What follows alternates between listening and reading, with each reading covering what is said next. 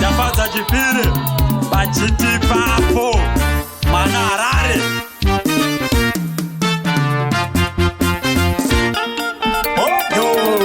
Anotamba zvandinoda, anotamba zvandinoda, mwana uya anotamba zvandinoda, anotamba zvandinoda, mwana uya anotamba zvandinoda, anotamba zvandinoda, mwana uya anotamba zvandinoda, mwana uya anotamba zvandinoda, mwana uya anotamba zvandinoda, mwana uya anotamba zvandinoda, mwana uya anotamba zvandinoda, mwana uya anotamba zvandinoda, mwana uya anotamba zvandinoda, mwana uya anoshaya ndopenga, mwana uya ndikamushaya ndopenga, mwana uya ndikamushaya ndopenga, mwana uya ndikamushaya ndopenga, mwana uya ndikamushaya ndopenga, mwana uya ndikamushaya ndopenga, mwana uya ndikamushaya ndopenga, mwana uya ndikamushaya ndopenga, mwana uya ndikamushaya.